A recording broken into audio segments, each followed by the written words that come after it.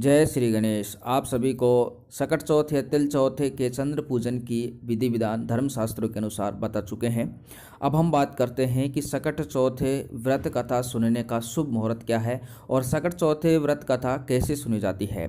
क्योंकि कहा जाता है यदि हम सकट चौथ का व्रत कर रहे हैं और यदि हम कहानी नहीं सुनते हैं, कथा नहीं सुनते हैं, तो हमारा व्रत है वो अधूरा माना जाता है। संकष्टी चतुर्थी या इसको हम तिलचौथ या सकट चौथ भी कहते हैं। इसकी कथा सुनते समय आपका मुख पूरब दिशा की ओर होना चाहिए। ये आप लोग विशेष ध्यान रखें, अपना जो मुख है वो पूरब दिशा की ओर रखें। यानी कि भगवान श्री गणेश और चौथ माता की जो मूर्ति आप स्थापित करें उनका मुख पश्चिम की तरफ होना चाहिए। ये सबसे विशेष नियम है। इसके अलावा हम आपको विधि विधान व्रत कथा सुनने का आगे विस्तार से बता रहे हैं। आगे हम आपको जानकारी धर्मशास्त्रों के अनुसार देते हैं, लेकिन ये जो जानकारी है आपको कथा श्रवण करने से पूर्व करनी है। और क्या करना है, क्योंकि अधिकांश क्षेत्रों में देखा जाता है कि महिला हैं जो एकत्रित होकर ही कथा श्रवण करती हैं। तो जहाँ पर एकत्रित होती हैं वहाँ पर क्या करना है, ये आपको करना है सायंकाल के समय। सायंकाल लकड़ी के पट्टे पर लाल कपड़ा बिछाकर मिट्टी के गणेश एवं चौथ माता की तस्वीर स्थापित करें। ध्यान रखना, ये जो कार्य करना है आपको कथा श्रवण करने से पूर्व करना होता है। सायंकाल का मतलब होता है शाम को। जो कथा श्रवण का जो शुभ मुहूर्त होता है वो सायंकाल ही होता है। सायंकाल शाम 4 बजे के बाद आप लोग कथा का श्रवण करें। कथा श्रवण करने से पहले लकड़ी के पट्टे पर लाल कपड़ा, यदि लाल कपड़ा ना हो तो आप लोग पीला वस्त्र भी बिछाकर गणेश भगवान की मूर्ति को पहले स्वच्छ जल से स्नान कराएं।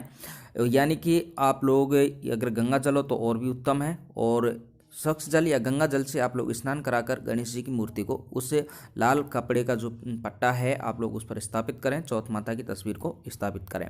इसके बाद भगवान गणेश को रोली से यानी कि तिलक लगाएं।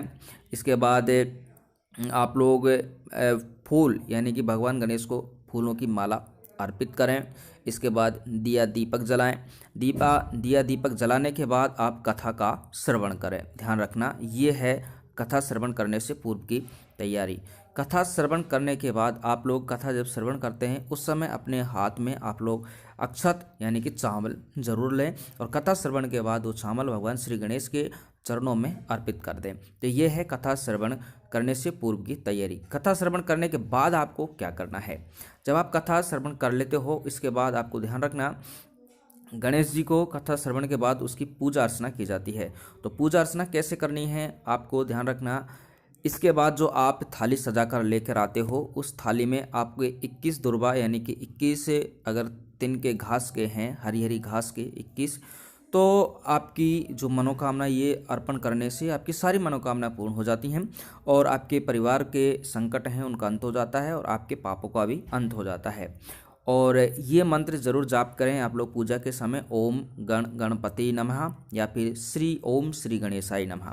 साथ ही इसके बाद भगवान गणेश को बूंदी के लड्डू या फिर इस व्रत के दिन तिल और गुड़ के बने लड्डू का विशेष महत्व होता है, वो आप लोग दान करें, उनको अर्पित करें। तो यह इसके साथ ही आप लोग जो है शक्कर लेकर आते हैं, घी लेकर आते हैं, ठीक है। तो ये कथा श्रवण के बाद गणेश भगवान की आप पूजा अर्चना करें, और पूजा अर्चना के बाद आप लोग आरती भी कर सकते हैं। ये तो है आपकी जो संपूर्ण कथा श्रवण के समय जो आप सावधानियां बरतते हैं। आगे हम आपको जो कौन कौन सी कथाएं इस दिन सुनी जाती हैं उनके बारे में ज़रूर नेक्स्ट वीडियो लेकर आएंगे। धन्यवाद।